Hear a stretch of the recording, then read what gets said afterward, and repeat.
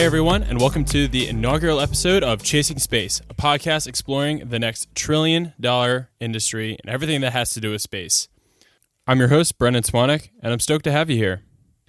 To give everyone a little broad brushstroke of what we'll cover, the long story short is that it's everything space and why you should care. So, starting with trends, we'll talk about what is the direction of certain space markets or technology, where they've been, how they got started, and where they are now. Policy, how is space governed? Why does it matter? Why you should care?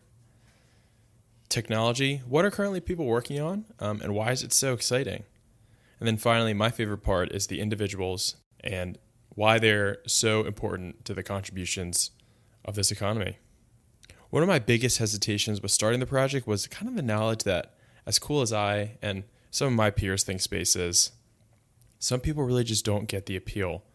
But I really do think it's important for people to start understanding why it's so important to care about this industry and how much growth it has, and most importantly, how much applicability it will have in your life.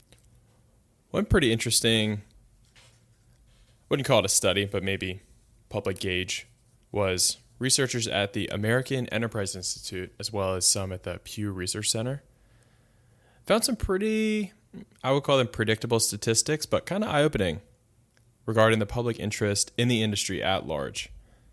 First one is, while 65% of Americans agree NASA should continue to be involved in space, only 12% mentioned that sending astronauts to the moon is a top priority. But in the same breath, 70% mentioned they want U.S. to be the dominant space power. Another interesting one is, on the commercial side, 40% of Americans said that private companies are making important contributions to space exploration. And a similar percentage predicting that the possibility of space warfare by 2050. I know. Interesting one, but I had to toss it in.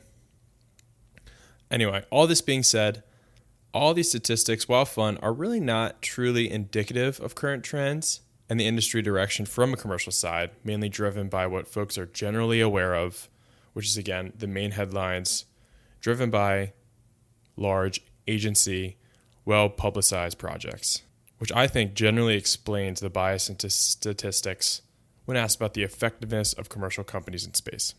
It's also important to highlight why the industry is so important and why worth paying attention to beyond all the fun, exciting events like lunar landings or Starship integrated flight tests, even though they are pretty awesome still. If you go on the internet and search, "Why should I care about space?" on Google, the first object that pops up is a NASA link with a quote. "Through space exploration, we gain a new perspective to study Earth and the solar system." If you continue scrolling, ESA, the European Space Agency, offers a similar justification. Quote, "While many resources are spent on what seems a small return, the exploration of space allows new resources to be created. Resources translate into success at survival, and resources may be more than physical assets." Continue scrolling down, you'll see a series of answers from a variety of sources that all defer to exploration being for the betterment of humanity, finding new worlds, making new discoveries. Basically, the bio of almost every commercial space company, and generally speaking, pushing the boundary of what humanity's final frontier holds. Fundamentally, these sentiments are objectively true. While the return on investment on many of these projects that receive major news media coverage seem to be marginal at best, if not negative, they do certainly unlock new knowledge and understanding of both Earth and beyond. But that doesn't really resonate with the average person that doesn't really care what's going on, that doesn't really care about the billions that are being spent on an Artemis program, for example, which I think it's so important for folks to tune in and stay caught up with the true holistic nature of the industry beyond those big projects, about the stuff that really is applicable to their lives today. I've had the chance to meet some pretty interesting people in this industry, and there certainly are a world of other folks I'd love to meet. And the reason being is that there's just an unbelievable breadth of different opinions and different ways that we can steer this into something that's going to be really awesome. In the range of 500 to 550 billion almost doubling since 2010. And it would not be a stretch of the imagination to say that this figure may climb well above 1 trillion before 2030. To most folks I've spoken with outside the industry, including friends, colleagues, family, the space economy is truly an abstract realm, especially when discussing its purpose, its footprint for those on Earth, and the purpose of pouring billions and billions into, besides cool exploratory scientific projects such as Artemis, SLS, Mars Sample Return. It is much larger. One of my favorite examples actually happened recently. I was out in Utah on a hike with some buddies this past February in search of, hiking 5 miles to a hot spring buried in the mountain, pulled into the parking lot, and then not maybe 3 minutes walking distance, cell service is gone.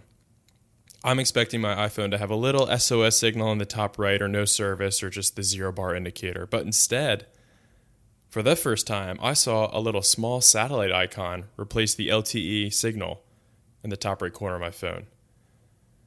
I thought this was like the coolest thing in the world. I'm like, what is this thing?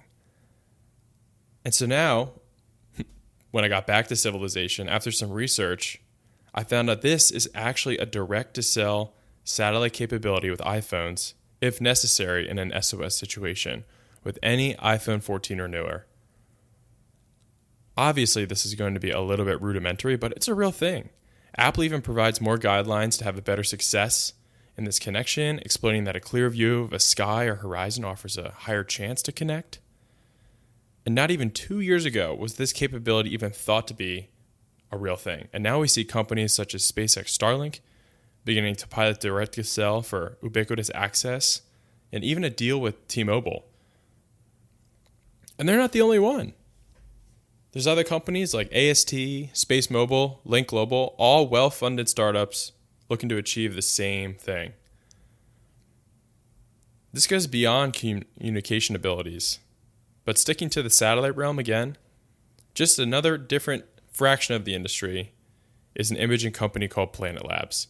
I think they're super cool, so I love to use them as an example. Planet Labs, as a company, designs, builds, and operates a pretty large fleet of commercial Earth observation imaging satellites.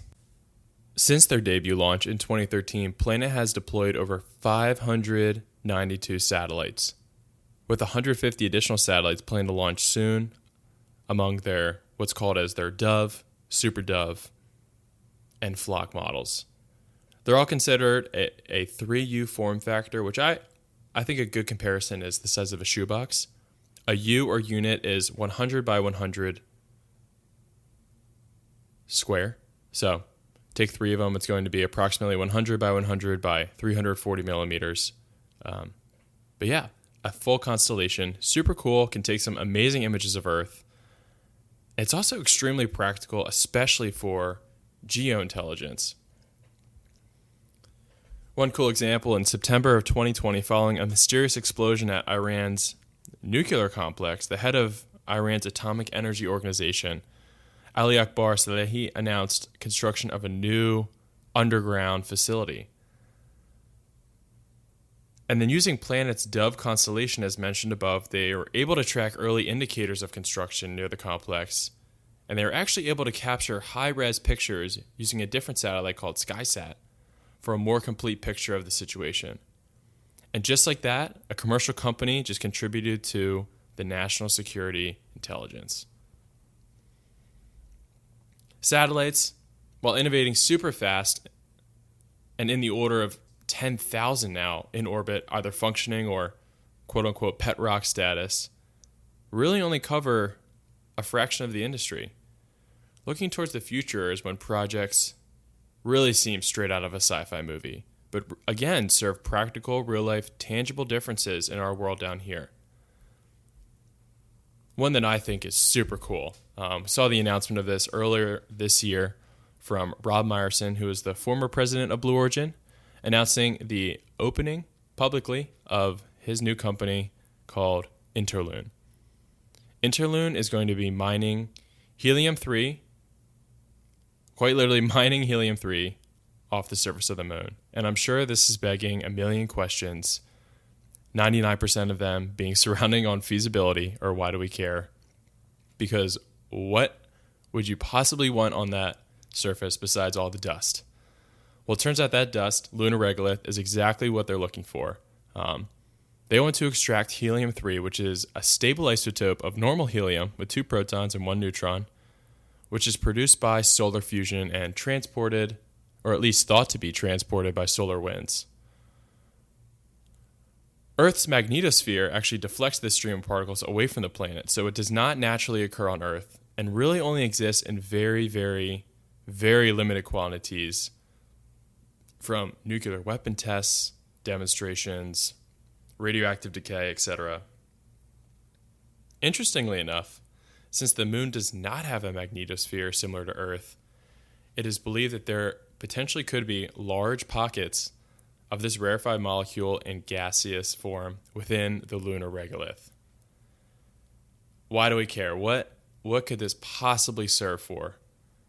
Well, interestingly, some of the benefits include, but are not limited to, making neutron detectors, which could be used to detect smuggled nuclear weapons at ports and borders, quantum computing to provide cryogenic cooling at almost absolute 0 Kelvin. They can power high-resolution MRI without the radiation risk, and even for nuclear fusion without or with minimal radioactive waste, which is huge. The case for this effort tracks all the way back to the Apollo program from a geologist named Harrison Schmitt, who is actually involved in the company now, repeatedly making an argument for mining this material. So the current plan is to install a pilot plant in place by 2028, and by 2030, start official operation and return mine quantities to Earth. Meyerson also mentioned that helium-3 seems to be the only surface worth the effort, because the effort is definitely not small. Is lunar mining even legal? How do you do it? Like where does this differentiate from a plot of a sci-fi movie? Turns out that in situ research utilization, acronym ISRU, is lawful, governed by the Outer Space Treaty and Artemis Accords. I could go on and on and on about these examples of companies, but all that being said, the global space economy is no longer just a couple of government agencies running the show and pushing boundaries. It's way bigger than that, and is finally producing massive, measurable, second-order effects that trickle all the way down to the everyday consumer. Elon Musk, a name I'm sure all of you are very familiar with, but just to give him a proper intro, the founder, chairman, CEO, and CTO of SpaceX, Space Exploration Technologies, for those that didn't know what it stood for, among his many other titles, had a really awesome quote, which I think encapsulates the current culture of commercial space. He says, "People are mistaken when they think that technology just automatically improves. It does not automatically improve. It only improves if a lot of people work very hard to make it better. And it actually will, by itself, degrade." He continues to say, "If you look at the progress in space, in 1969, we were able to send somebody to the moon. And then we had Space Shuttle. The Space Shuttle could only take people to low Earth orbit, LEO. Then the Space Shuttle retired, and the U.S. could take no one to orbit. This is a core reason why he believes SpaceX's mission of making humans a spacefaring civilization is so important. It's not inevitable, and it will require a lot of talented people working really hard to make it happen." He then continues, which I thought was hilarious. "You look at great civilizations like ancient Egypt, and they were able to make these pyramids, and then they forgot how to do that. And the Romans, they built these incredible aqueducts, and they forgot how to do that."